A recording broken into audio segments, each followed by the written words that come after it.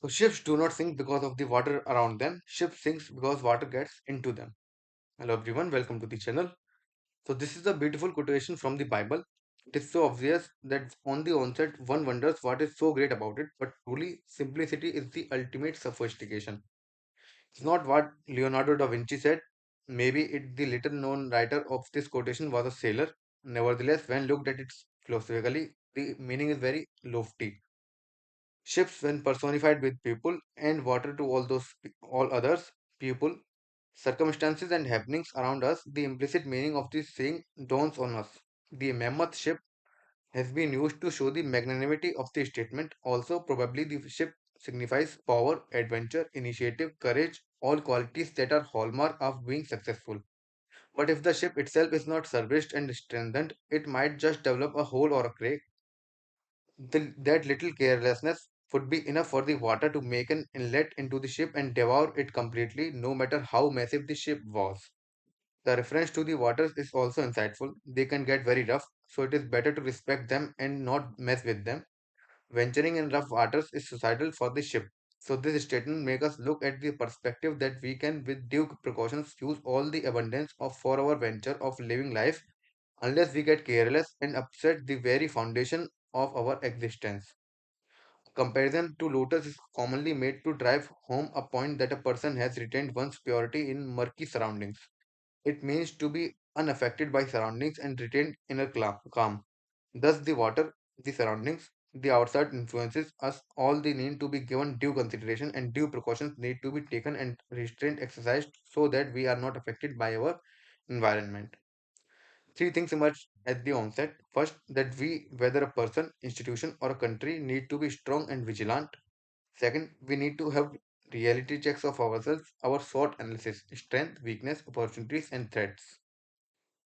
Third, we need to be aware of the environment we live in and not mess with it.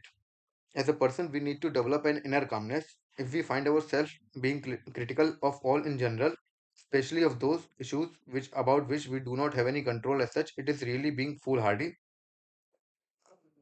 If we find ourselves being critical of all in general or of our family and friends, we have let the environment disturb us. It is like the water has entered the ship. The filthy water can be equated to negativity. Negativity is one poisonous weed that grows widely and is highly contagious too. It spreads like forest fire and its effects are equally devastating. Its eruptions happen in form of anger, complaints, distress and irritations. Whatever there may be, they make you unhappy with others and yourself, and very soon what follows is loneliness as nobody sticks along a dismal, gloomy person for long. This habit of fault finding devours friendship and sours relationships. So, what is important is to build a strong self physically, mentally, socially, and spiritually. The physical exercises, diet, regular checkups of our body could well be compared to the maintenance of a ship. Unlike the ship, we are not only containers of body or body alone. Servicing the mind is to learn and widen the realms of our knowledge and interests. Knowledge is essential and to handle emergencies. For instances, if you drive a car, how to charge a wheel, how to change a wheel if there is a puncture. Self knowledge is very crucial too. To consciously nurture positive traits of love, trust, care, and sharing, and weed out negative ones like hate, jealousness, and insecurities. Man is a social animal, and it is natural to want acceptance, love, and respect. These cannot be got, they have to be earned through investments. There is a simple formula to apply here. You have to give to get. So give love, respect, and acceptance, and all other things you want to get will come back for sure. Spirituality is whatever works for you. The biggest advantage of believing there is God and Master on your side is that the burden we carry on our self lightens. Meditation or some quiet time for the self work wonders. Spirituality does to the entire body, mind, and soul what a mobile charger does for a mobile, believe it or not. So in the above case, the body is the ship and you are the captain of the ship. In case of organizations and enterprises too, this holds good. There are parameters and checklists of the law to verify their health. However, it is a regular feature to see the business houses investing in seminars, workshops, conferences at different places so that there is more interactions among employees and bonhomie, loyalty and dedication gets rekindled among employees. The need for keeping a check on what we are and what we have are both important in the context of this quotation. It is also true the higher placed we are in the public offices, the more vital this becomes. Leaders, government officials, business tycoons are immensely powerful. The repercussions of their consent, signature, and stamp on any document makes it the law in their jurisdiction.